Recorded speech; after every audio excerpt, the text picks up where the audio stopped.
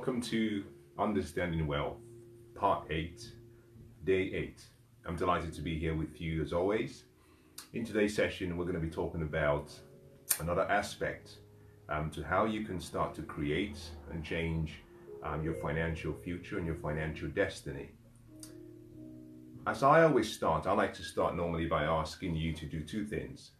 First of all, I want you to reach out to someone that you know, perhaps could find this session to be valuable. But also I want you to get your journal, get your pen, because we're going to be picking up from where we stopped yesterday. Now, in yesterday's session, we talked about various things. I don't intend to go through yesterday's key points and details because there's a lot to talk about today, but I want to draw your attention to one very important comment I made yesterday, and that was the value and the importance of time and how time decides your future. As a matter of fact, time is the first currency that we have all been given equally, without discrimination, and how we use our time decides who we become. You know, the difference between the billionaire in his mansion and the poor beggar down the side of the streets really comes down to how they use their time. Bring a poor person, bring a wealthy person, or bring a successful person and a person living below their potential, and all you have to do is observe how each use their time. You see, the wealthy value time. They understand the importance and the brevity of time. And if you understand time, then you realize that how you use your time decides your effectiveness. And that was one of the key things we talked about yesterday. In today's session, I'm going to be talking about something very important as well. I hope you find today very enlightening. I hope you find it something useful and valuable that you can use. I believe today's session, in my opinion, if I look back at my financial life and if I look at my life today, I believe what I'm going to share with you today, if I had to choose one simple word or description as to what made a difference and why there is a contrasting difference between who I used to be in the past and who I am today, and even more importantly, who I will become in the future, I think today's session kind of summarizes everything into one word. That word is the word habits. And so in today's session of Understanding Wealth, I'm going to be talking about habits. It's a very simple concept. It's a very powerful concept, but it's very, very easily neglected. As a matter of fact, some of you watching might be thinking, I don't see how habits make you wealthy. And I want to start with this opening statement. Passion doesn't create wealth. A burning desire doesn't create wealth. A plan doesn't even create wealth. Wealth is really a product of your habits. And the reason is simply because a burning desire deals with a feeling. Passion deals with a feeling. A plan also deals with ideas and things you hope to do in the future.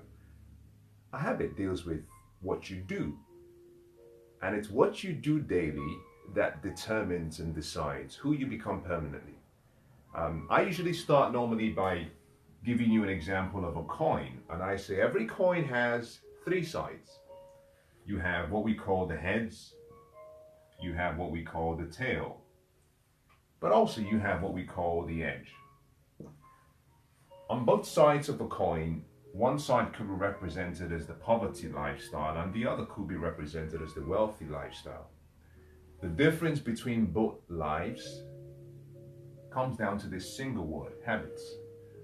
And so one of the questions that I would ask you to consider is this. What are the habits that you have? And what are the habits you practice daily without really understanding it? See, if you go and study the lives of some of the greatest athletes that have graced the face of the earth, one of the things you find out very quickly is they're not really more talented than you. They simply have routines, habits, rituals that they practice day in and day out without fail. When I read the book Open by Andre Agassi, if you haven't read the book, I think it's a great read. I actually believe that the audiobook is probably better than the paperback. The paperback is great, same content, but I think the audiobook is narrated in such a very interesting way that it gets you really excited. I was drawn to a section in the book that I want to share with you. When I read the section, I was surprised. He said, a lot of people think that you have to be passionate about something to succeed or excel. And I was surprised and shocked, as you might be if you've read the book or if you intend to read the book. And when you read the book, I was shocked that Andre Agassi hated tennis. Now, you might be thinking, that can't be right. After all, he was the world #1. Yes, and he was an exceptional athlete. But he hated tennis. As a matter of fact, he never wanted to be a tennis player. It was something that was forced on him by his father. But I'm drawn to a section in the book where he made mention to the fact that his father made him hit roughly about, I think it was 2,500 balls every single day. Every single day he had to hit 2,500 balls consistently, which meant in a week he was hitting well over 17,000 balls. Every day at a set time, he had to practice in the morning, in the evening, and sometimes in the afternoon. And so what he had was a routine, what we call a ritual. A ritual, I call a ritual simply a habit with purpose. Every day he had to practice a certain number of tennis strokes, and he had to hit about 2,500 balls every day. Now that meant that in a year, according to his father's calculation, his father came up with a really interesting concept that I like. His father said, anybody that can hit 2,500 balls every day will hit roughly about 17,000 or more every week. And if you hit 17,000 every week, it means in 1 year, you're going to be hitting more than 1 million, which means that you will be unbeatable. That was his father's philosophy. And so his father made him hit balls and hit balls and hit balls. And it became a habit. So when the average kid was hitting maybe a few hundred balls, Andre was hitting 2,000 plus every day. And as a result of that, he excelled much better than most people. So you see, you can do something exceptionally well simply because you've mastered the art of using good habits, good routines, a ritual to achieve your goals. How does this all apply to wealth? You might be thinking. It's very simple. There are wealth habits and there are poverty habits. One of the things you have to understand about habits is you don't get rid of an old habit by trying to change the habit. I'll say that again. You don't get rid of a habit, an old habit, by trying to change the habit. If you want to get rid of an old habit, you must create a new habit that renders the old habit obsolete. A new habit that displaces the old habits through a process we call the law of substitution. You displace one for another.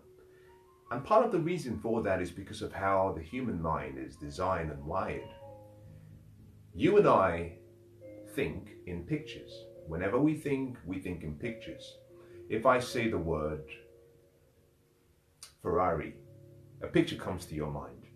If I say the word cake, a picture comes to your mind. If I say the word apple, a picture comes to your mind. And the reason is simply because we think in pictures. And our mind will always move towards its currently dominant thoughts. So one of the things we know for a fact is you cannot push away a thought. What you must do is displace the thought with a different thought. And that's the same principle that applies with wealth. You don't try to change a poor wealth habit. You must create, design a new wealth habit, and a good wealth habit that simply displaces the old habits. The difference between the poor and the wealthy is simply a result of decisions, choices, and habits. Now, you might be thinking, okay, I understand, but how do we begin the journey to creating a habit? Now, what I want to do is take you back a few steps. Before we start the journey, I want to show you how habits are easily formed, because they're very easily formed. If we start from your habit, for you to develop a habit, something must happen. You must discipline yourself. You see, the purpose of discipline is to enable you create a habit. The purpose of consistency is to enable you fashion and form a habit. So, if you're going to create new habits, or if you're going to get rid of old habits, you must discipline yourself to practice the entire process, routine, ritual, consistently, with excellence for 100 days. Now, I didn't make a mistake when I said that. 100 days. If you're going to create a new habit, you must discipline yourself to practice for 100 days. This is no mistake. Part of the reason most people start the new year, and unfortunately by the end of February they've broken their resolutions, or by the start of March they've broken their resolutions, is simply because they haven't developed the discipline to keep them going for 100 days. And see, the reason is very, very clear. If you do it for 100 days, what you have now is a habit that is locked in. It becomes part of you. It becomes almost impossible to break. And so what I'm going to share with you in the next few minutes is some steps, but more importantly, some wealth habits that you have to adopt. And this 100 days requirement will apply. It will apply. Now, but how does a habit really start, and where does it come from? You and I have a mind, and I'll talk about this in more detail when we go into the second level of wealth, the mental and the psychological level of wealth. We're still in the lowest level of wealth as part of this series. We're talking about material wealth that leads to financial freedom, which is an aspect of physical wealth. You and I have a mind. I like to use this description to say this is myself. But we have a mind. We have what we call a conscious mind, but also what we call a subconscious mind.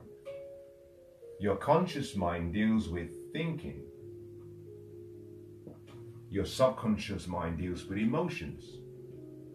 It's what we call your emotional mind. This we call your rational mind.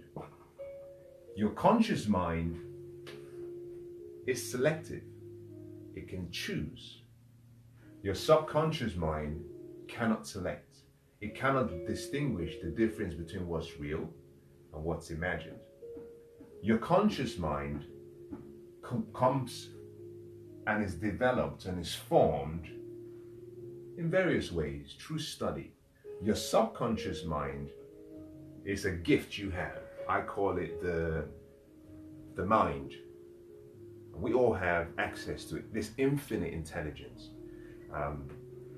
One of the things we all have is we have what we call 5 senses. 5 senses: sight, sound, touch, smell, taste. 5 senses. We all have it. But information has to come into your mind, and the 5 senses are the gateway into your mind. First, into your conscious mind, and if you continue to repeat those thoughts, those ideas, those pictures, what happens is they become fashioned and formed in your conscious mind. And if you associate emotions with those ideas, they are transferred into your subconscious mind. Now, once an idea gets locked in your subconscious mind, it becomes habitual. And part of the reason we say you have to do it for 100 days is simply because you're going through the process of repetition, repeat. And repetition is the #1 key to change, to learning. Someone said repetition is the mother of all skill and the architect of all change. And that's true. Spaced repetition is how you change your life. So it's not about doing one great thing on one nice sunny day. It's about doing consistently all the small, ordinary things every single day and doing it for 100 days.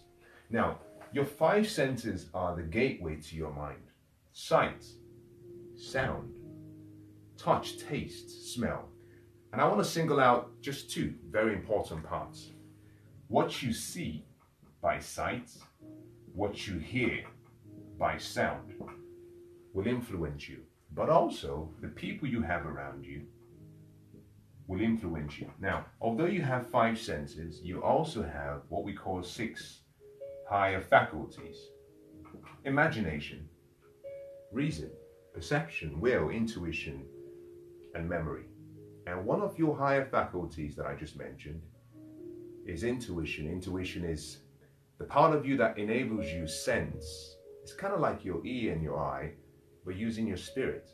You can sense the energy. You can sense that something doesn't feel right. You can sense spirit. People will influence you by their presence. So what you see, what you hear, and the influence you have around you will decide how you think. These will put pictures in your mind, ideas. Those ideas will change your feelings. Just think about this. If you were traveling down the road and you saw a really beautiful sunset, the picture of that sunset, you see that by sight, through your eyes. That picture, that image you have, will give you a feeling, give you a different feeling. So what you see, what you hear, the influence you have around you will change your feelings. Your feelings, however, comes through focus. Whatever you focus on, you feel. Because whatever you focus on, energy moves in that direction. And what you feel, you act upon. What you act upon, if done consistently, over time, becomes a habit. So in other words, what we're talking about here is this. Feeling creates action, but action leads to habits. And habits create results. So if you want to change your life financially, you've got to go back to the basics. It's not just about trying to adopt a wealthy habit. The question is, what is the original source? It's what you see, what you hear, and the people around you. So to create wealthy habits, the first thing you must do is change what you see. In other words, you've got to start reading. You've got to start associating with more empowering, educational, inspiring, motivational information. You've got to increase your financial education. That's the key. Your wisdom has to improve, and that comes through what you see. But in addition to that, all of what I just described also comes through what you hear. The question you should ask yourself is, what am I listening to every day? Now, in yesterday's session, we talked about time. One of the things I mentioned was how you use your time decides who you become. And my question was, out of 24 hours every day, how much of your time are you dedicating and do you allocate to financial wisdom, to improving your life, to creating better habits that can help you enjoy a better experience in this journey we call life? Because the ratio of what you invest in education compared to what you invest in entertainment really decides your future. It's really that simple. I call this, in the session yesterday, the E-E ratio, the ratio of education to entertainment. So you've got to change what you see and what you hear. Get rid of sensational information. Get rid of people who are negative.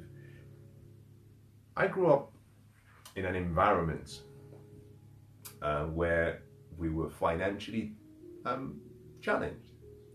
Now, although we had spiritual wealth in my family, the neighborhood, we were all roughly about in the same position financially. And one of the things about poverty is there's a victim mindset. And that victim mindset sadly limits people. In other words, for example, if you're poor, you're associating with people who think like you. And you're doing as much as you can, subconsciously, habitually, to avoid people who are doing much better than you, people who are wealthy. And part of the reason is simply because like attracts like. You feel comfortable around people that are like you. And when you're around people who are very different from you, you feel a little bit uncomfortable. And so we tend to stick. That's why they say birds of the same feather flock together. You know, you don't see a lion hanging around with, some zebras. It doesn't happen. We tend to stick together. And so kind of growing up, I realized that if you were to look around my influence, and that's what I'm going to talk about next, if you were to look around my influence, you could very easily predict what my character could be. And that's what I'm going to say to you. Through what you see and what you hear and the people around you, your life is formed and fashioned. You've obviously heard someone say that you are the average of the 5 people you spend the most time with. I like to take that a little bit further by saying that you are the average of the people you spend the most time with, but more importantly, the people you allow to influence your thinking, your actions, and your decisions. Because you could be perhaps a single father, a single mom, and you just have kids. You spend all of your time with your kids, but they're not really influencing you as much as you may have been influenced if you were around a social group of your own, maybe age, or maybe your own social standing. So it's more about the people you allow to influence your decisions, your actions, your habits. And one of the key things to remember about creating wealth is association. Let me talk about this in relation to people very quickly before we move on. In relation to people, we've talked about what you see, we've talked about what you hear. Now I'm talking about the influence you have around you through people. There are 3 levels of association you should always consider in your life. If you want to be wealthy, think about this very carefully. Number 1 is there are people, there are relationships that you must fashion and form and build and develop and continue to make blossom. I call those people that you want to try and expand, improve your association with. This is group 1. There is a second group where, and let me say this for the first group, this might be people that far exceed your level of association. For example, it could be someone like a mentor, someone you look up to, maybe someone who lives on your street, in your neighborhood, who perhaps is known either to be wealthy, but also fair, someone who is wealthy, healthy, someone who has a great character, someone you can look up to as a role model. And this might be someone who perhaps you have to go and, what I would say, pursue. In other words, you try and court them to see if you can form a level of friendship with them. I call those people the expanded and improvement group. The second group is the group that you have to deliberately make efforts to reduce the amount of time you spend with them. This group, we might say that you want to reduce or limit your influence or their influence on you. A simple question to ask yourself is, when you're in the midst of the people you spend the most time with, how do they make you feel? Number 1. How do they make you think? Number 2. Number 3, how do they make you dream? You see, people might make you feel good in terms of they're funny, they know how to have a great time, they know how to party. That's feeling. But you can't just judge by feeling. The question next is, how do they make you think? Do they provide you with empowering thoughts? Are they challenging you? Someone once said that you are always going to be based, your future is always going to be based on the books you read and the people you have around you. So how do they make you think? When you're around them, do they challenge your thinking? Do they make you want to go learn more? As a matter of fact, if you find yourself to be one of those who is considered to be the highest, the most intelligent amongst your peer group, it's an indication that you have outgrown that group and you need to find a bigger pond, perhaps a bigger sea where you can swim with bigger fishes.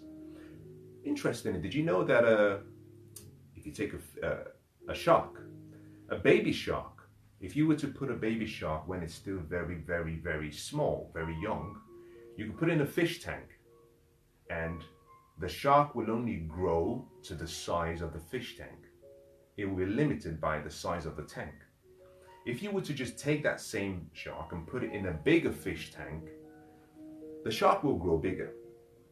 The same shark, if you moved it to the ocean, it grows to its maximum potential. You see, you and I are limited by our environment, by our association, by our influence. So if you want to grow, if you want to create wealth, get into a much bigger pond. Get into an ocean. Find the big swimmers, find the bigger sharks and associate with them. And what you find is some people start to change how you think. And as they change how you think, they change the decisions you make. The third group I'm going to talk about is people that you must, for whatever reason, limit and disconnect all forms of association temporarily. These are people you will disconnect. Now, the disconnection doesn't mean you simply say, I don't want you in my life again. No. What you're trying to do, remember, is 100 days. You're trying to create new habits. And during that period, what you want to do is ensure you don't have temptations to go back to what feels normal and what feels comfortable. Anyone who is not adding value to your life, anyone who doesn't support your vision, anyone who doesn't support your dreams, anyone who doesn't even know what they are or is interested in them, is simply what I call, perhaps, a friend that you want to put at arm's length until you form the new habits you need to help you achieve your dreams and goals. Now, I started this See, Hear and Influence to make a point. And the point was simply this: your habits are formed through inputs. Now, you have the responsibility to stand guard at the gate of your mind. You control what you see, you control what you hear, and you control the influence you have around you. Your mind is like a garden, and your responsibility is to plant the flowers that you want and pull out all the weeds that you don't want. Weeds grow automatically. Wherever there is space in a garden, weeds will grow. But to have flowers, you have to be intentional. You have to plant the seed. Your responsibility is to stand guard at the gate of your mind, control what you see, control what you hear, control the influence you have around you, because that is creating your habits. Now, with this mentioned and with this discussed, the question you might be thinking is, okay, well, how do I start moving towards creating wealth habits? It's very simple. I'll share probably about 5 habits that you should develop. But before I do that, I want to ask that you do an exercise for me. Now, you may not complete this exercise right now, but I'll share the exercise with you. And later on, perhaps you can sit down and play this yourself. The exercise is simple. It's very easy. If you have your journal, I want you to just think about maybe 3 or 4 people that you know who are wealthy and who are happy and who are healthy. And I want you to make a list of maybe 4 or 5 qualities that each of them has, so that you have a total of something in the region between 12 and 16 qualities. And once you've listed all of them out, I want you to just sit down and have a look at each quality. What you find out is that the qualities you've identified are qualities that you can apply in every and many areas of your life. These are qualities that help you become a greater, better person. Now, the next thing I want you to do next is this. When you've listed out all the qualities, I want you to put next to each a number 10. So, for example, if you said hardworking, if you said honesty, if you say maybe the person is sincere,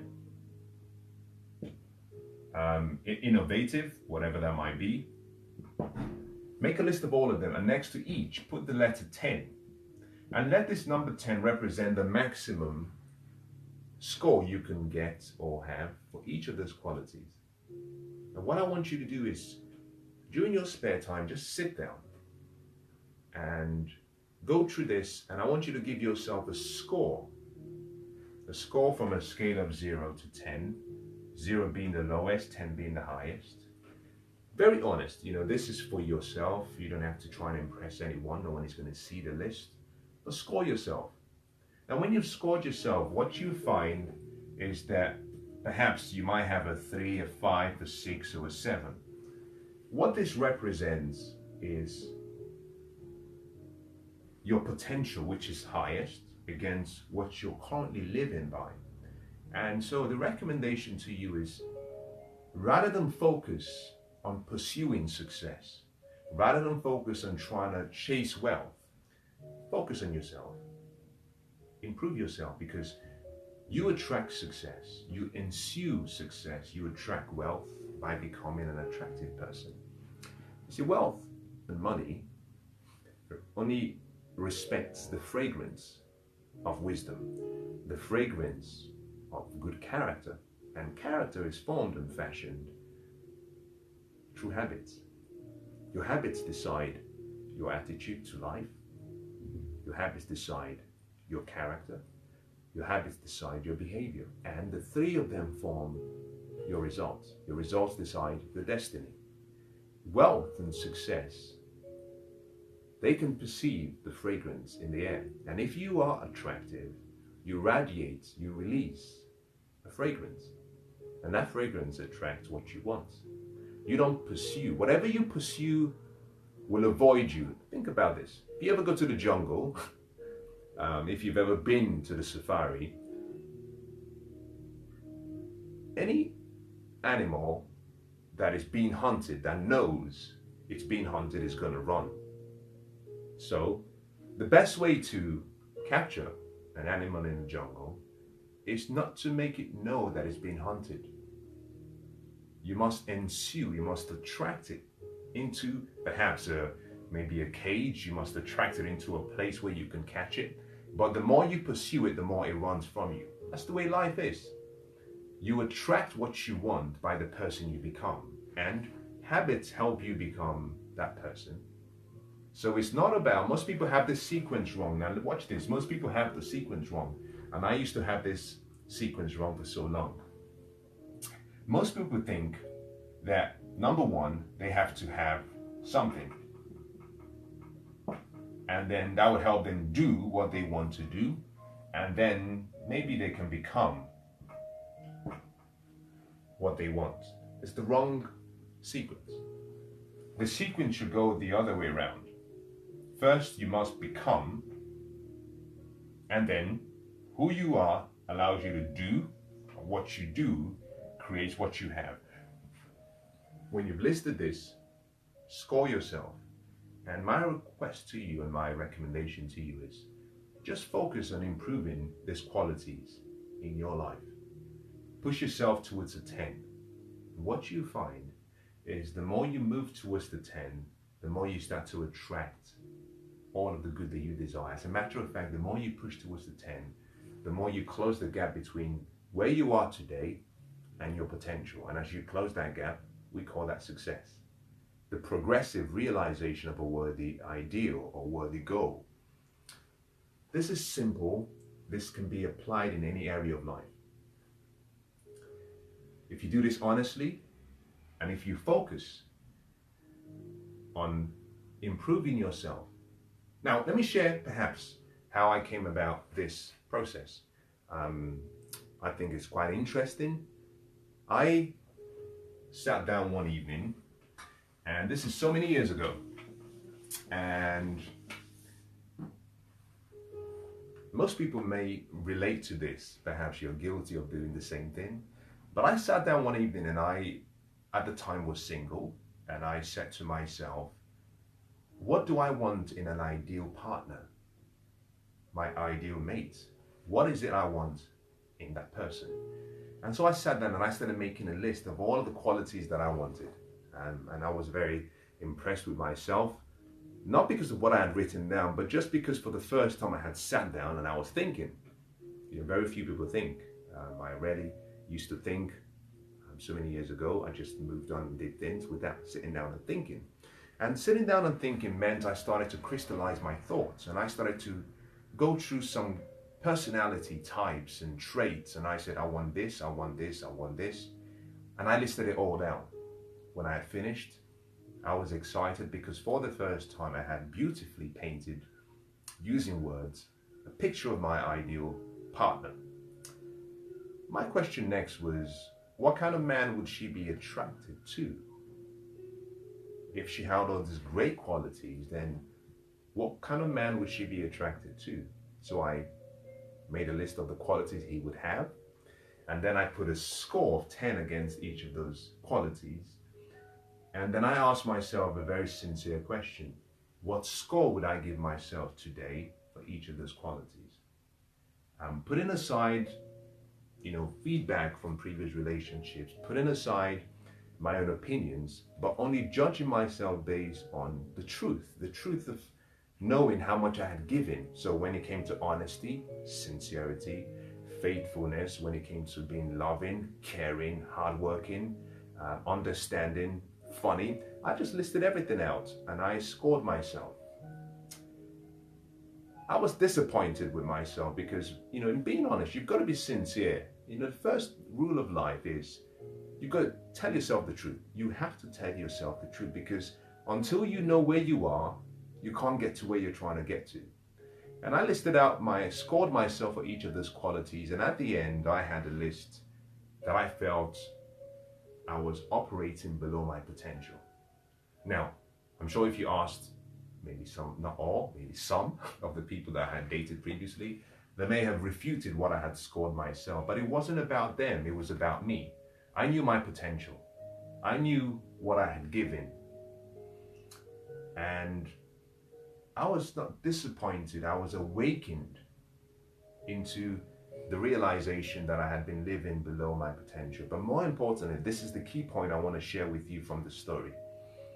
I realized that the reason I hadn't attracted that perfect woman into my life was because nature, life, God, whatever you want to call it, intelligence, was protecting that woman from me. Why? At the time, I was going to be a liability, and I was a liability. See, there's a thin line between a friend and a parasite. A parasite is something that connects and holds onto you and sucks the life out of you. A friend is someone who gives. But a very thin line. What I found out was, because I was operating below my potential in a lot of areas, that I would have been taken from her. It's like two cups. Think about this. If you have two cups, if one is half, and I'm deviating now and I'm digressing, but I think this is an important point. And I'm moving into relationships now, which I shouldn't be talking about, especially considering the theme of today's message. But hey, it's my show, I can do what I want. If you have two glass cups and one is half full and the other is half full, and those represent two people. Because one person is half full, we have a desire to be filled. We don't feel satisfied until we're filled. So what you have is one person takes the other person's contents and pours into theirs to feel satisfied. But the other person is empty now, and so they take back. And so what you have is the pouring back and forth. And what I realized is the way I'd lived and the qualities that I had, I would have been a liability, meaning that I would have been sucking from her, meaning I would have drained her. So I realized that life was protecting her from me. I wasn't ready to receive her. So I gave myself a very important task. Forget about the lady, focus on yourself. Focus on becoming that person that is deserving of that lady. Focus on improving your score in all areas up to about a 9 or a 10. And what I found is that when I started to work on these qualities, the more I improved my score, I found that I became a better person all around, because these qualities were qualities that I needed in all areas of life, but business and generally. It wasn't about just being intimate. It wasn't about an intimate relationship. These were qualities that made me a better person in all areas. And the bonus, the gift, was that I was becoming the kind of person deserving of that relationship. And I found that the more I pushed towards the 10 and the 9, the more I started to attract like-minded people. You see, the law of attraction works, always works. The law of attraction works. You would attract, if you bring a magnet and you have two pieces of metal, the magnet will attract like metals, operating at the same vibrational frequency as it is. And that's what happened. So if you want to create good habits, this is the point I'm making. If you want to become wealthy, if you want to create wealth, if you want to have more money, don't worry too much about what you want in terms of the destination. Focus more on yourself.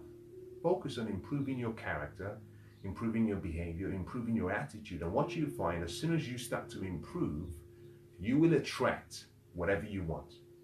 You will attract good health, wealth, success, prosperity, because there's a law of life. There's a law of the universe. So once you've completed this exercise, put it aside.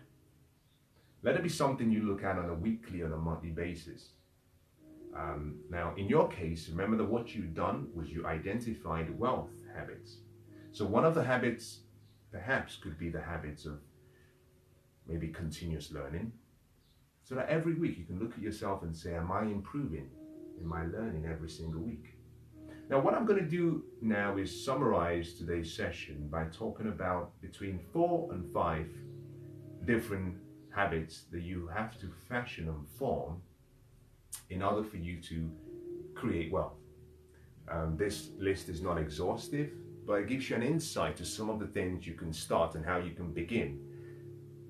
Habits decide everything. You know, how I think today is habitual. Someone once said that if you have a number of habits, so many habits, that becomes what we call a paradigm.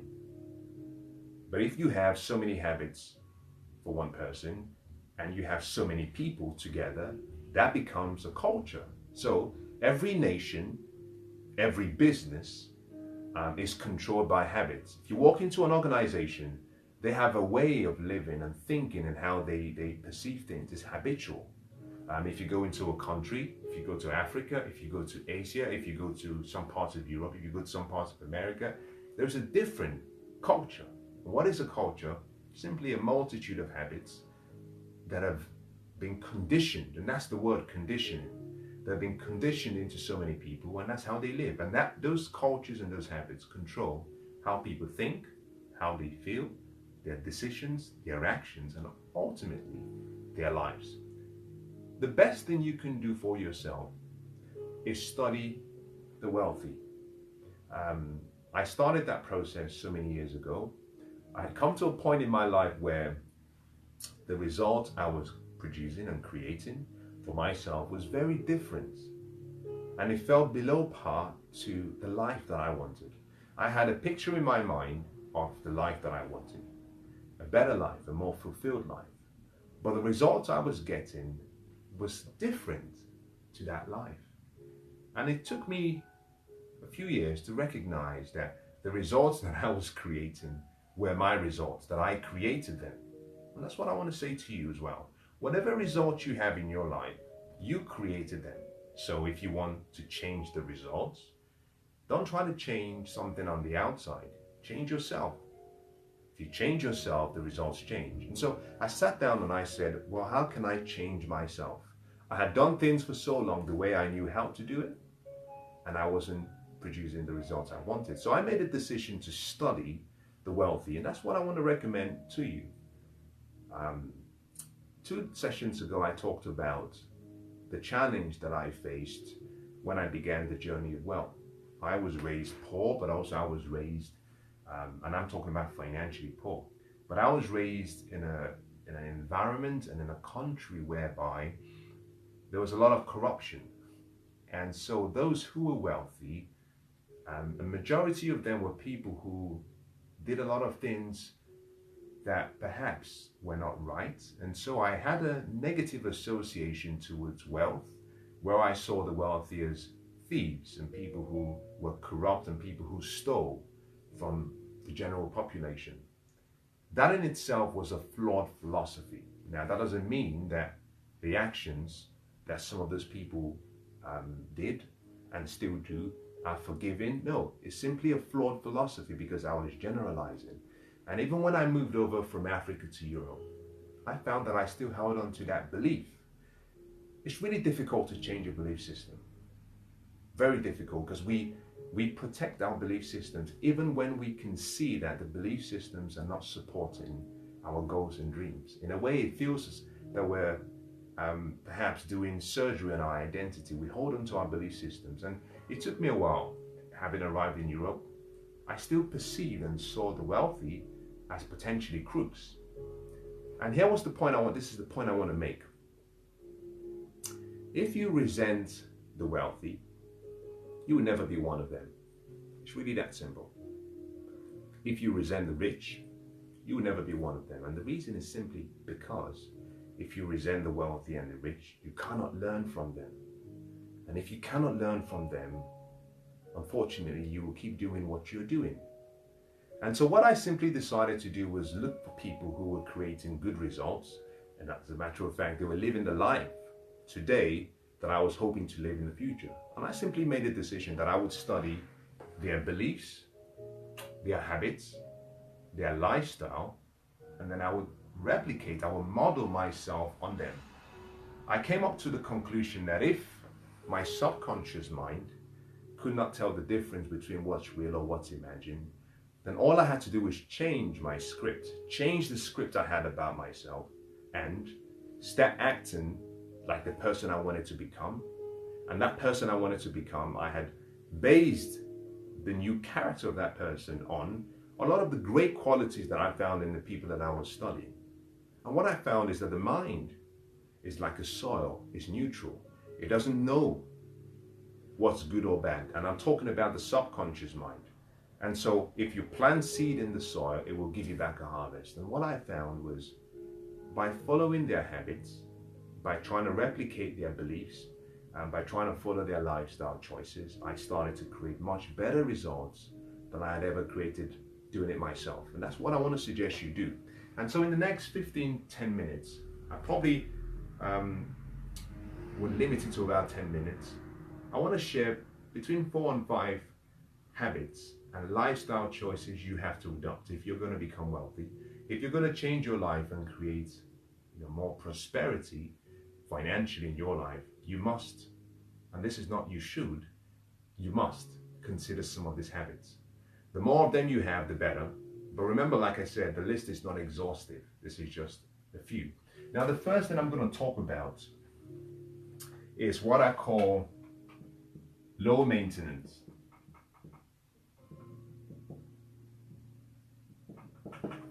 Low maintenance.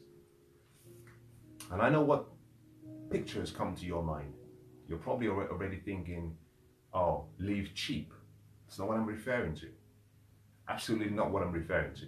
As a matter of fact, if you were part of the session in the series in the last few sessions, I think it was session number 2, part 2 or part 3, I talked about the importance of expanding your means. I don't really believe in living within your means only. And the reason is because it goes against a natural and an inborn trait we have, the need to grow, to increase, to progress. So my recommendation was, you want to live within your means so that you can use whatever you created as surplus to expand your means. And as you expand your means, then you improve your ability to earn more, but also you improve your lifestyle. By low maintenance, I'm not talking about living cheap. What I'm referring to here is simply a principle. Low maintenance deals with what's controlling your focus. Really that simple. What is controlling your focus? And you'll find a lot of wealthy people, majority of them, obviously there are exceptions, they have what we call a low maintenance lifestyle. In this wealth series, my goal, especially in this level of wealth we're dealing with, material wealth, at least the financial freedom, my goal is to help you achieve time and money freedom. That's my goal, to show you how to achieve money and time freedom. But you can have time freedom and money freedom. In other words, you can become financially free, but you're not free in your mind. And that's the reason why I said at the start that there are 3 levels of wealth. There's physical level, which is what we're dealing with now in this aspect of the wealth, understanding wealth series. But there is the mental level of wealth, and then there's the spiritual level of wealth. Most people acquire things, accessories, and unfortunately they have relationships, and unfortunately those relationships, those items, those accessories make them slaves mentally. As a result of that, they leave from a place of fear, lack, worry, doubt, uncertainty. Now, you cannot have all these reoccurring thoughts and feelings and say you're free. Freedom is freedom completely. It means I am free physically, I am free mentally, and I'm free spiritually. So what the wealthy do is they try as much as they can to live in such a way that their possessions do not own them. This is what I'm trying to get to. My possessions don't own me. I don't think there's anything I own today, and I say this with humility, I don't think there's anything I own today that I'm not willing to walk away from within 30 seconds, 1 minute. There's nothing. I'm very aware of the fact that I'm a steward. I consider myself to be a steward of God's possessions. I came into the world with nothing. I'm going to live with nothing. What I have in between, I'm simply a manager. I'm a steward. Everything I own is God's by right. I'm simply a manager, and therefore, what I own doesn't possess me. And I normally say to people, if you can give your money away, then you own your money. If you can't, it owns you. So ask yourself the simple question, the things you have in your life that makes your life feel significant and meaningful, can you give it away? And I'm talking about tangible things. Can you give it away? Because the extent to which you can give it away shows whether you own it or whether it owns you. Money is something that controls people. And it controls people to the point where all they think about is whether they're going to lose it, whether they're going to get more of it, and unfortunately they can't give it away.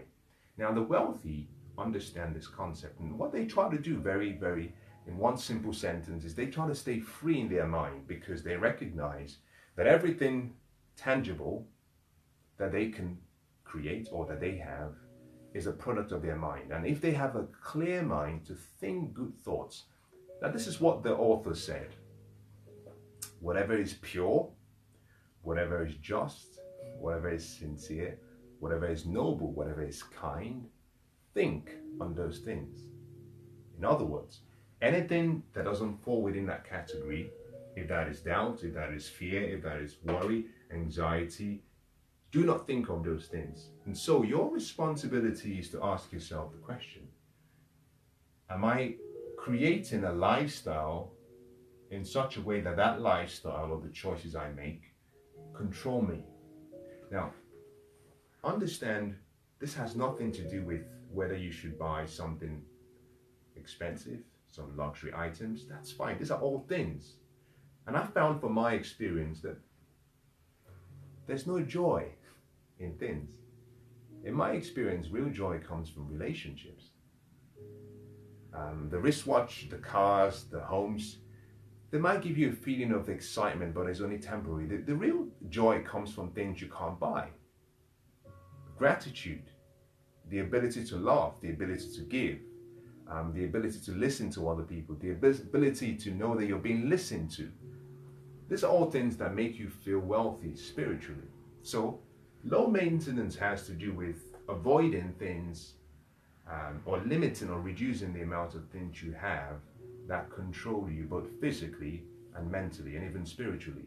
There's some people who will buy maybe a really expensive car, and whilst they drive and they park the car and they go into a restaurant, all the while in the restaurant, all they're thinking about is, I hope someone doesn't scratch the car. Now, I call that living out of the low maintenance lifestyle, because what's happening is that the thing you bought controls your thoughts. And unfortunately, some people go home and all they do is worry about their stocks and their bonds and their investment, to the point where it defeats the aim of even having it. Because you're not happy. It's robbing you of happiness. It's robbing you of joy. So I would say low maintenance. Maintenance diminishes and reduces joy. Think about this. If you have, I'll give you a good example. Let's say you had a 2-bedroom house, and at the time when you had a 2-bedroom house, you were responsible for maintaining and taking care of the upkeep. Let's now say you've moved into a 7 or 8-bedroom house, much bigger house, maybe more living rooms, more bathrooms, more maintenance. What you find is that it becomes stressful. You can't manage it yourself. Now you have to get people to do the managing for you, but now you have to worry about managing people to do it for you. Now there's nothing wrong with having more. The key though is don't let it have you. Don't let it have you. So the wealthy will do something quite interesting. They use leverage. So they simply say, well, it's just a house. I can get someone to manage it for me.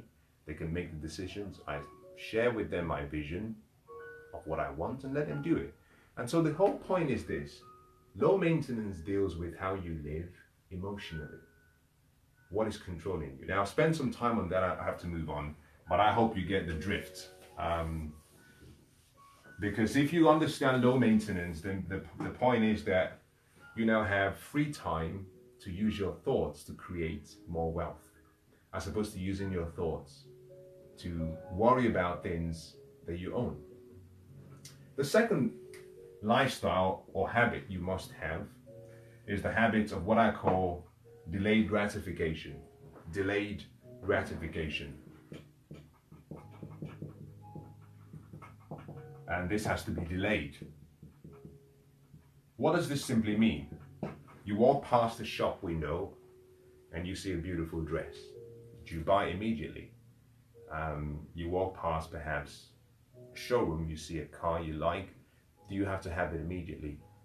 I believe that gratification and the instant gratification desires that we have has robbed more people of creating wealth than any other thing. We live in an instant lifestyle now, climate. It's all about get it now, buy it now, pay for it later on. And because we have this tendency to want to satisfy a desire immediately, unfortunately, that desire enslaves us. And so what I normally say is this: where your desires go, your emotions and feelings will go. And unfortunately, focus will go in that direction. So if you want to become good at delaying gratification, you must learn to change your focus. You might walk past a shop and you see something you absolutely love, but you simply say to yourself, I'll get it tomorrow. You push your focus to something else, and what you find is in a few hours, the desire starts to reduce. Now, if by the next day you still have the desire, you can go back and look again. But I've found from experience that if you wait between 24 and 48 hours, what happens is the desire reduces to the point where you think, well, I don't really need it. Now, one of the keys to this delayed gratification is a concept that I want to share with you very briefly. In session 2, I talked about the concept of a financial statement. Income, expense, liabilities, assets. And I said that wealth is built, protected, created by acquiring assets that create an income and reducing liabilities so that you reduce your expenses. However, we all need things in life to survive. But one of the key attributes of wealthy people is they can delay gratification so that they can buy an asset and have the asset pay for the liability. So for example, I'll give you a good example. You want to, you walk past maybe a showroom and there is an Aston Martin, the new DB9 is there. It's there for £120,000. You can afford to pay for it. You can afford to pay for it cash, no problem. However, one person who is not financially intelligent pays for it, drives it out the lot, and every month maybe they have roughly about £1,100 as expenses for keeping or maintaining the car, insurance, taxes, maintenance, everything. Let's call it 1,100. This is expense. But what they bought is a liability, because a car is a liability. Someone who is financially intelligent, on the other hand, understands that it's a liability, and they recognize that if they buy the car, as soon as they drive the car up the lot, assuming they were to just get into the car, drive the car down the streets for 2 minutes and come back and hand the keys back and say, listen, I changed my mind. They know for a fact that the car company, the dealers, will only offer them back about 95,000. So automatically you lose about 25% of the value as soon as you buy it and you drive it. But they understand that this expense will make them poor in terms of the necessity to keep feeding something that is depreciating in value. So what the wealthy do will apply a concept which is founded on delayed gratification. The question they would ask themselves is this: how can I get this need or this Aston Martin or whatever it might be? I'm using Aston Martin as a way of representing a desire. How can I get what I want? How can I have my cake and eat it? And what they do is they decide to buy an asset and have the asset pay for the liability. So for example, they might decide, okay, rather than pay this £120,000, I'm going to use leverage. The only leverage investment vehicle that is most prominent is property or real estate. With £120,000, they can go to the bank and say to the bank, listen, I found something that I like. It's a property, it's a commercial building. I want to buy it. The bank might decide to give them, in addition to what they have, the bank might decide to give them roughly about, say, 400,000 or 480,000.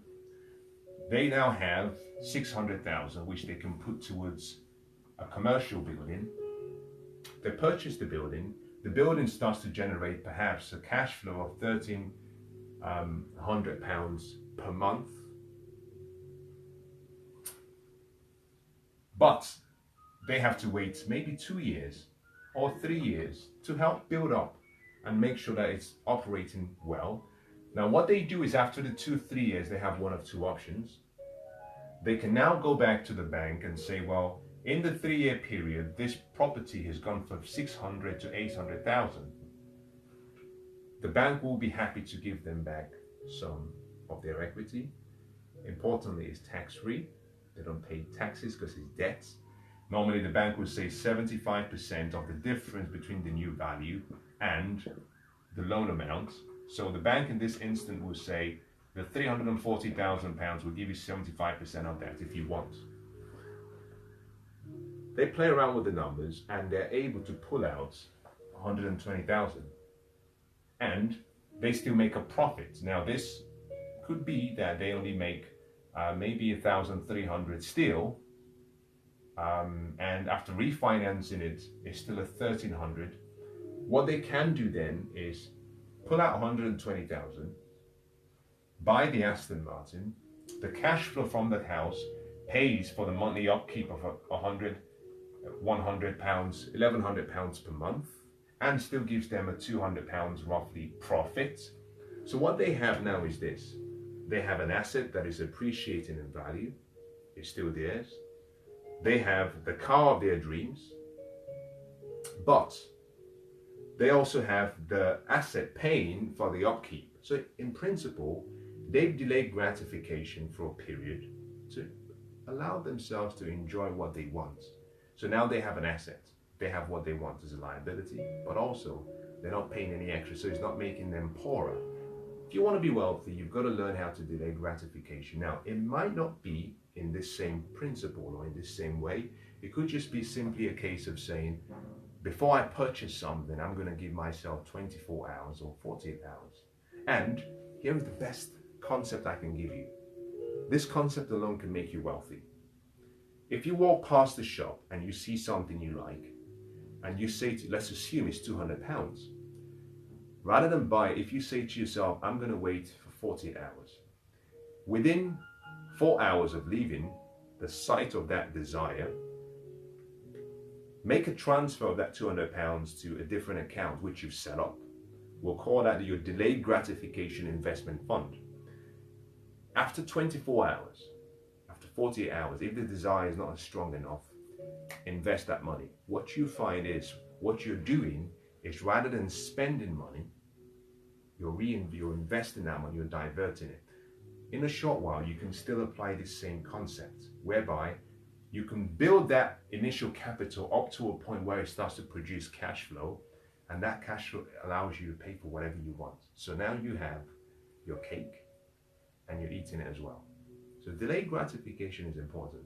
If you cannot delay gratification, the seeds of wealth are not in you. You see, because delayed gratification is simply one of the very most important supporting mechanisms that you have for creating wealth. Now, I started the Wealth series and I've talked about this formula almost every single day in every single session, but I keep repeating it and I'm being redundant in using it simply because if you can get the concept, everything else is easy. The wealth formula is this.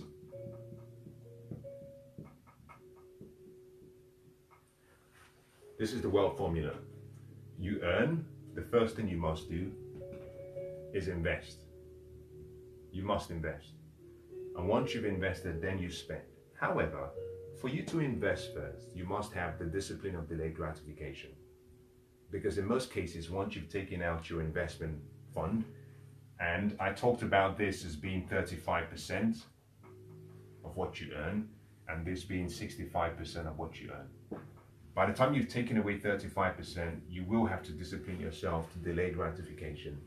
But this formula alone can make you wealthy. Now, the third thing I'm going to talk about as I move very quickly is this.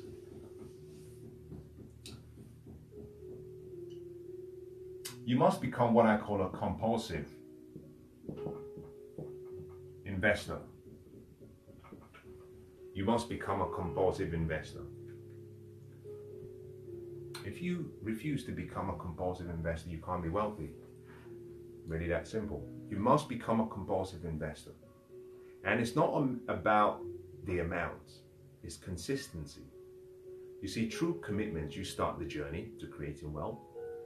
True consistency, you complete the journey.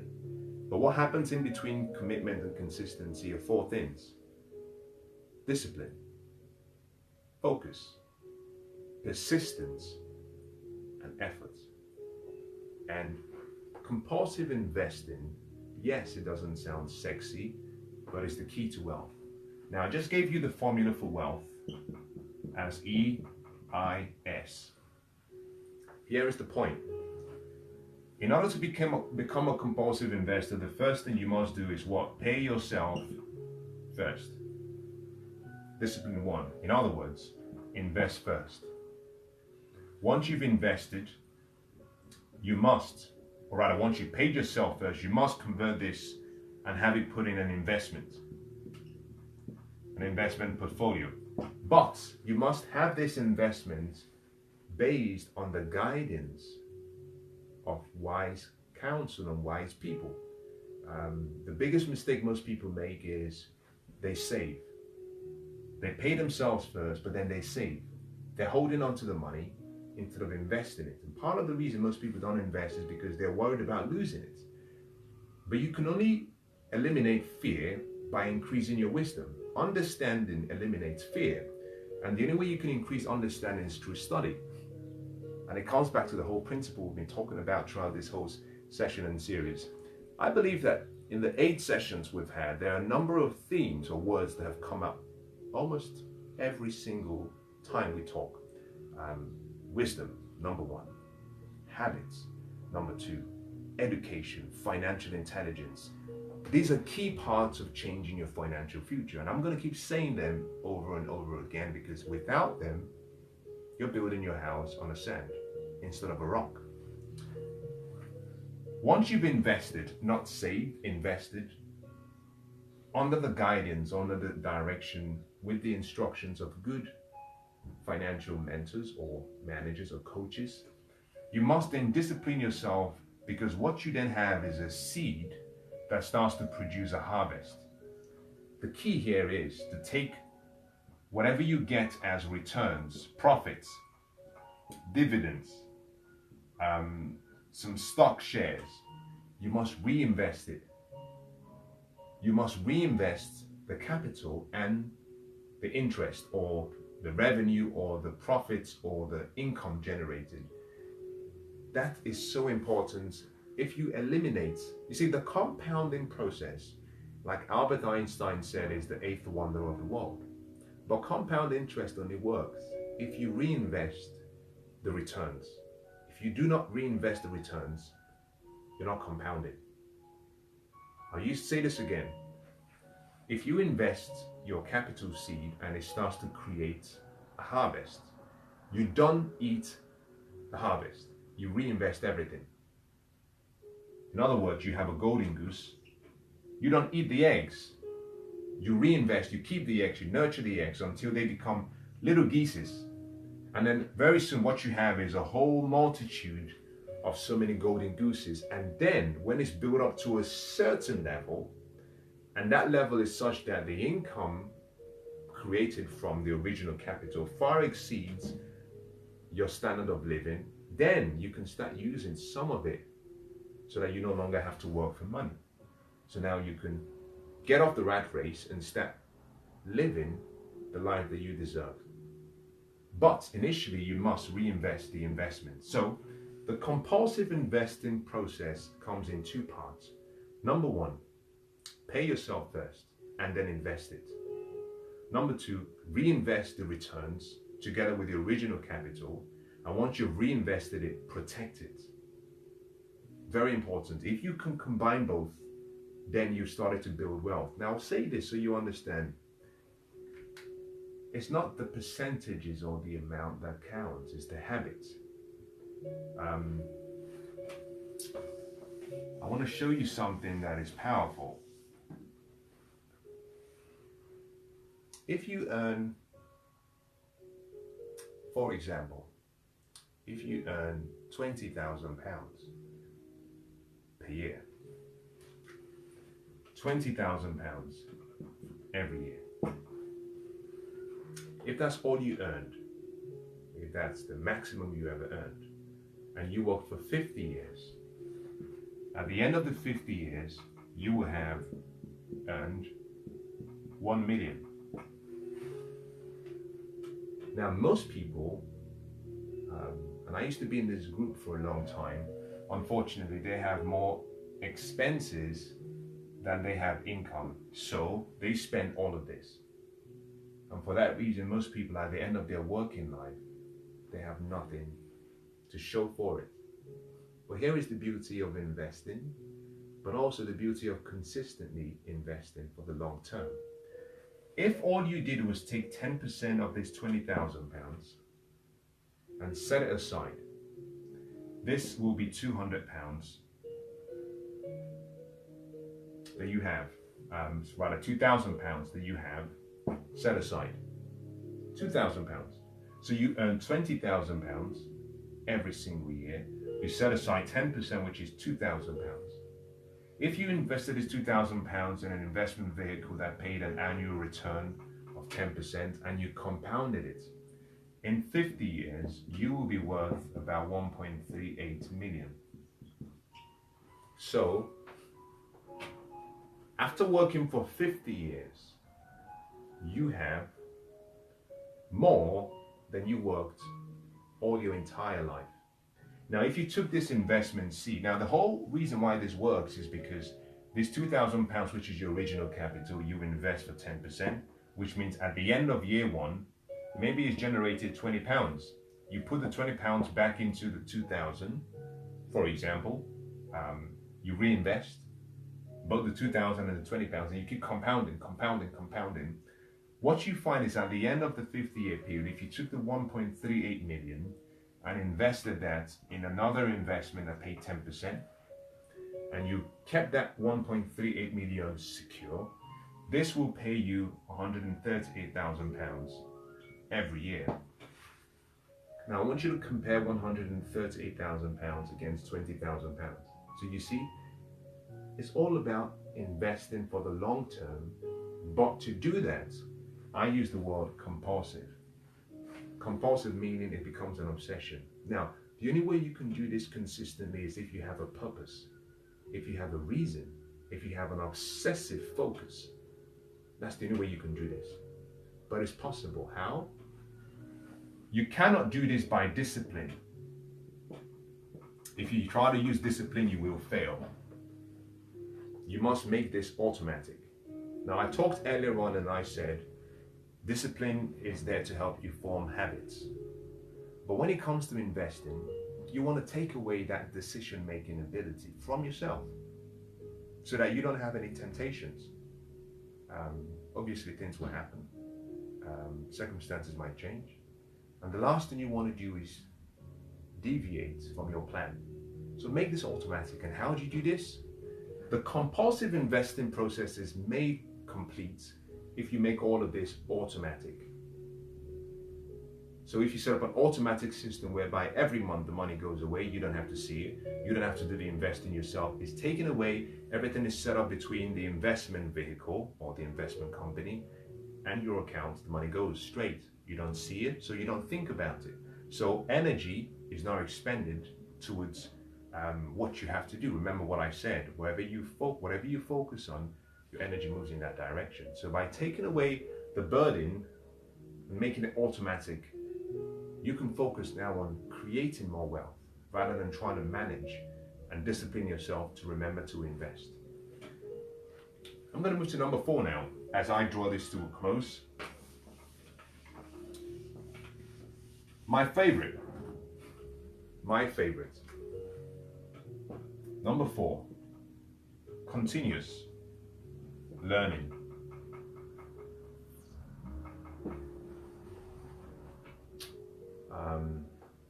What baffles me is most people unfortunately think that education stops once they stop schooling, and very few continue to study. Your education really begins when formal education stops. The purpose of formal education is to show you how to go and search for what you don't know. They haven't provided you with everything you do know. Now, if you go back to session number 5, I've talked about in detail the education process. And I said there are 4 types of education that we all need. The school provides only 2. We call that formal education, academic and professional. Academic and professional will get you a job. It will give you security. But unfortunately, both will make you poor. Say that again. Academic education, professional education will get you a job. It will get you a source of income. It will provide you with security, but it will keep you poor. Wealth is not created through academic education.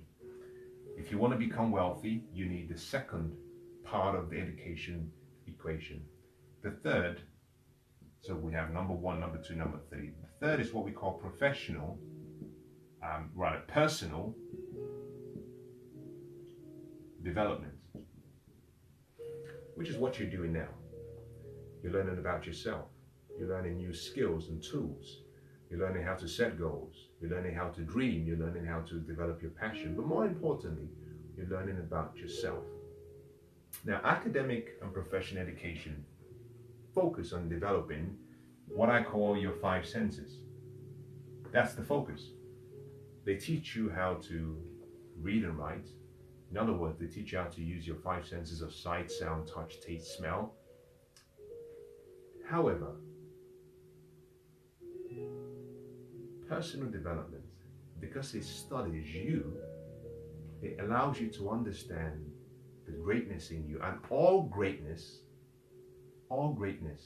begins when you start to discover yourself. You start to discover who you are. You start to develop courage. You start to develop focus. And the only reason you achieve greatness is because you start to tap into what we call your six faculties, your higher faculties. Imagination, perception, intuition, memory, reason. These six higher faculties is what leads to greatness. And wealth is created through these faculties. If you do not have any of these faculties developed, it's difficult to create wealth. Imagination, you cannot create wealth if you can't dream. If you cannot imagine a better life, you cannot create wealth. You see, all changes in life, everything you see around us that we use today and that creates value for us was simply a product of someone becoming dissatisfied with the status quo, becoming dissatisfied with what was available and believing that they could create a better product, a better service, a better experience. And they started by dreaming, fantasizing. Now, when they started fantasizing, they started using other faculties. Perception. What is perception? Your ability to see what others can't see. Perspective. You bring a glass, one person says it's half full, the other says it's half empty. It's the same glass. It's the same content. What's the difference? Perspective, perception. That's why Shakespeare said, whether you think you can or you think you can't. You're right. Now that's a mistake on my part. It was Confucius that said, whether you think you can or you think you can't, you're right. Shakespeare said, nothing is either good or bad, but your thinking makes it so. What's your perspective of life? You can only create wealth if you have perspective, whereby you stop seeing yourself as a victim, you start seeing yourself as a volunteer, because there are no victims in life. We are all volunteers. The lowest common denominator in all equations in your life is you. In my life, it's me. If you want to change your life, you change yourself. If you want to change yourself, change your perspective. But don't just stop with perspective. What about focus? Now, will is focus. You get an idea. You burn that idea into your mind. You find something you're willing to live for. That's perfect. But everyone who's changed the world, radically changed the world, found something that they were willing to die for. They found something that they became obsessively focused towards achieving that dream. And the only way you can develop that level of focus, the focus that a magnifying glass has when you put it under the sun rays, that it focuses to a point and burns a piece of paper or melts paint on a car, that type of focus comes from your will. And that comes from your higher faculties. So, personal development is your responsibility.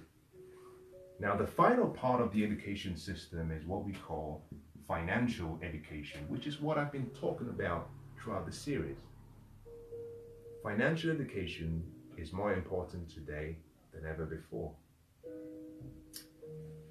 The two bottom parts of the education system comes through self-study, self-education, and self-education is what makes you successful, it's what makes you wealthy. So Continuous learning is a habit, is a lifestyle that you must have if you want to become wealthy, if you want to become happy. Think about this. The best relationships are not relationships formed on love. For some of you watching, you're probably thinking this is not right. But the best relationships, those who have been married for 60, 70 years, will tell you this. It doesn't depend on love. Love is an emotion. There'll be times when you don't love the person, and there'll be times when you do love the person.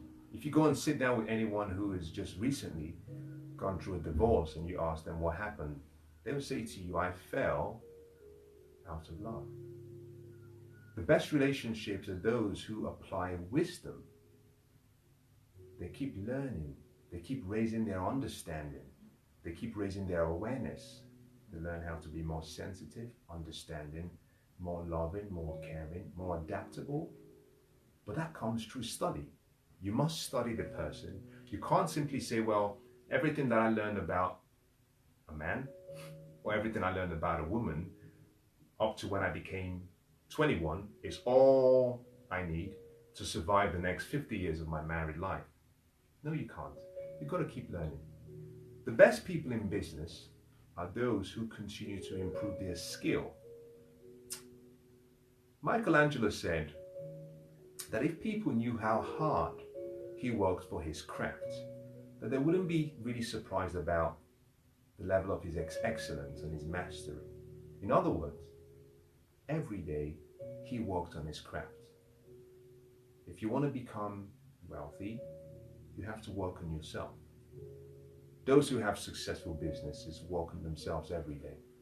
Warren Buffett is known to spend 85% of his time every day studying investment opportunities and strategies and techniques. Today, he's the second wealthiest man in the world. Why? Continuous learning. You've got to learn. Mastery, excellence, is only complete when you have wisdom and you have continuous and constant, never-ending improvement and growth. And so my recommendation to you is this. If you want to be wealthy, commit to a lifestyle of study. Every day, you and I have to feed our body. Every day. Sometimes we do it 5 times a day. If we were to just sit back and observe what our life would have been like, if we had fed our physical body and nourished our physical body the same way we do our mind, I can guarantee you, you wouldn't have lived beyond 2 days. I can guarantee you. Most people spend 2 hours in the gym every day. And that's great, that's good. They want to look good. That's amazing, I love that. But how much time do you spend in feeding your mind? The mistake I made for a long time was to assume that the knowledge, the wisdom that I had learned from formal education was going to be enough to make me succeed in life. Big mistake. I talk about we being financially poor, spiritually wealthy, but financially poor. And part of the reason for that was simply we didn't apply the other 2 levels of education. We didn't respect and obey the laws of money, the principles of wealth creation. That comes through study. So here is my recommendation to you. Every day, I think you should spend between 5% and 10% of your time on your study, personal development, and financial education. That's equivalent to between 1.5 and 2.5 hours per day. And it's not whether you can afford to. In truth, you can't afford not to. There are many ways you can do this. You can use audio learning, which means you travel to work and travel back and work. Most people spend about 2 hours or more traveling. In that time, you could have done your 5 to 10%, very easy, which would mean that you wouldn't have to change your lifestyle because you're doing multitasking, if you want to call that, as you travel. Many of us travel by public transport and some travel by private transportation systems. You can study as you travel, but you must discipline yourself to do it every day. Just like you feed your body, Feed your mind. If you can do this, what you find is that you fashion a lifestyle. Now, it puzzles many people when they hear that the wealthy read at least 2 books per week. Most wealthy people are voracious readers. They read approximately 2 books per week. Some read maybe 1 book per week. A book a week is 4 books in a month. In a year, you're reading about 52 books, which means in 10 years, you've read well over 500 books, and that could make you one of the most knowledgeable people within that area of influence or that area of subject. And so what you have to do is decide to invest in yourself. I'm going to draw this to a close by giving you one final habit you have to consider. For most people starting the journey, they'll find this to be interesting. And this habit is the habit number 5. I call that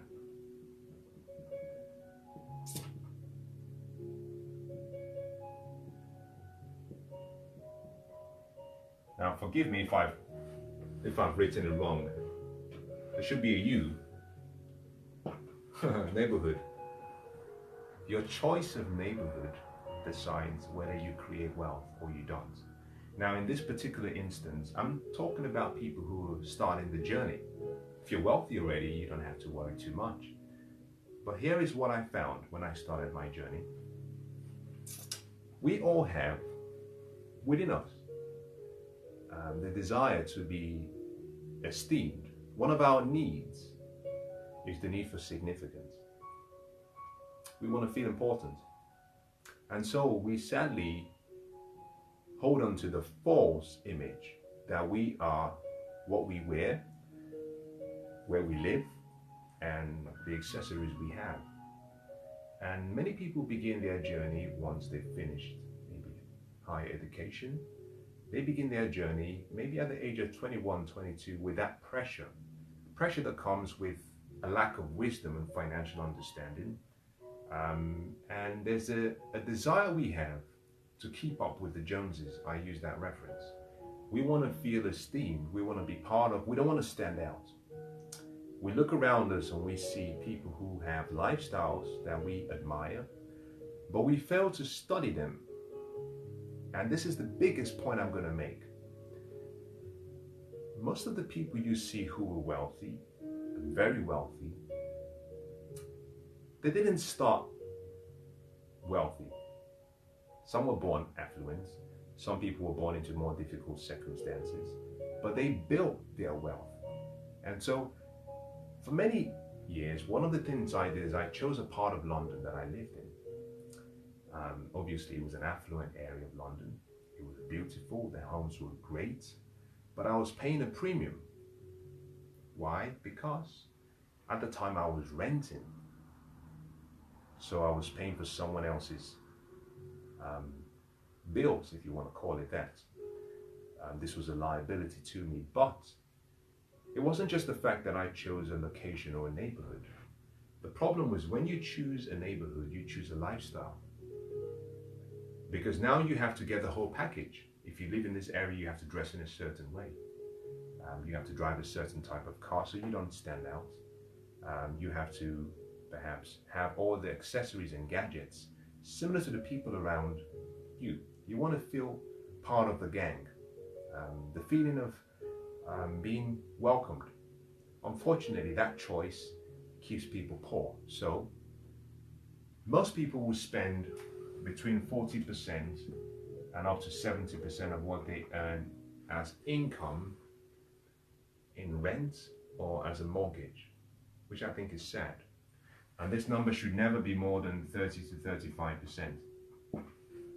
Remember, I gave you an equation. Part of the equation meant that 35% would have been invested, 65% of what you earned would have been spent.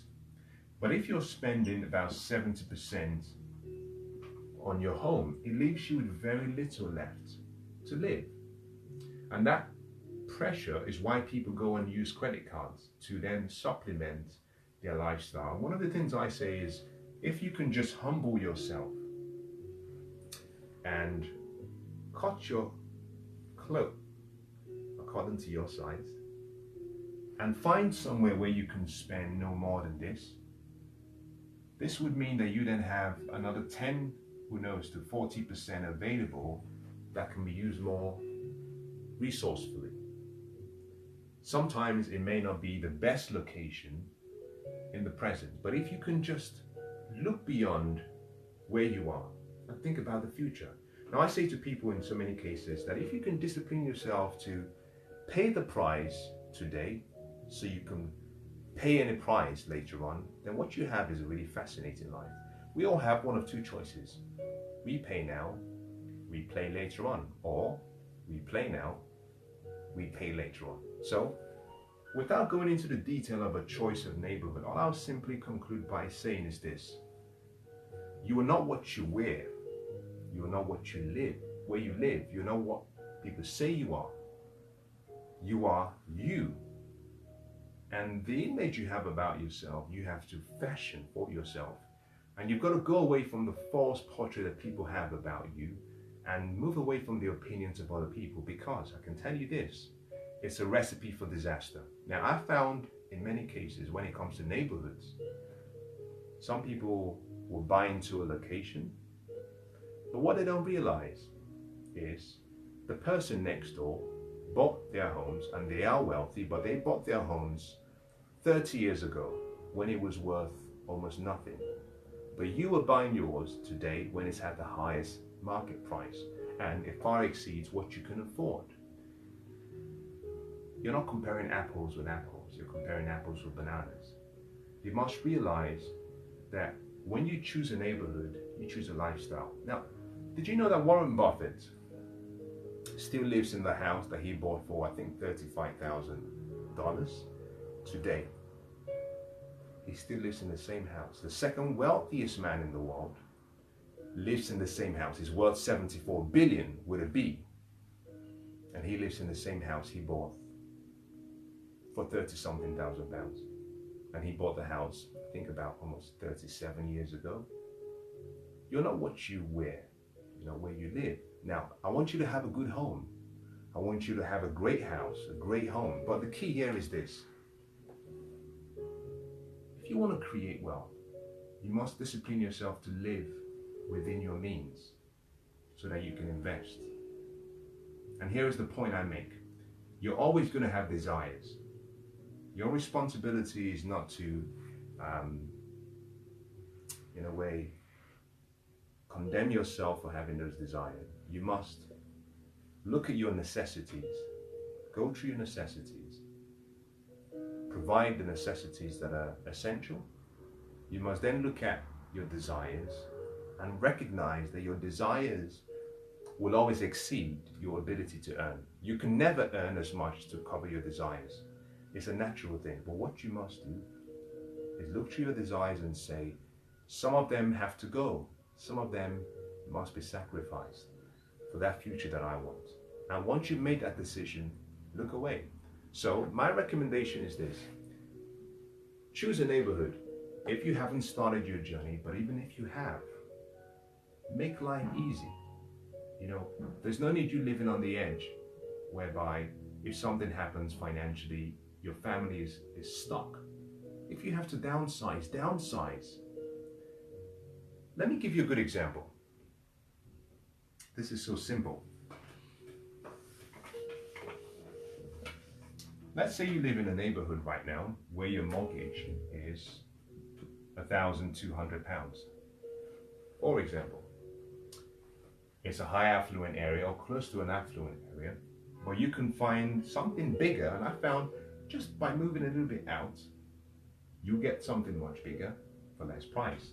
Let's assume you find something that is £800 cheaper. You now have £400 saved. If you put £400 in an investment vehicle that paid a 10% rate of return, and if you were willing to discipline yourself to reinvest and keep reinvesting and keep reinvesting, what you find that in roughly about 39 years, this little £400 will be roughly about 2.1 million. 2.1 million in roughly 40 years. much more actually, but let's just say 2.1. You got a choice. You've got to pay now, play later on, or you can play now and pay later on. Now I hope you found today's session to be useful. I'm going to draw this to a close now. This is where we stop today's session. We started, let me just summarize, we started by talking about habits, and I started by explaining how habits create wealth and how you can start to understand how habits are formed, but also the habits you need to live a wealthy life and to live a fulfilled life. Now I hope today has been useful. I hope you found something worth sitting in for. I'm grateful for your time as always, and I want to say that I'm looking forward to day number 9, which is tomorrow. You'll find tomorrow's session to be very unique, but also very interesting. I want to wish you the best. God bless.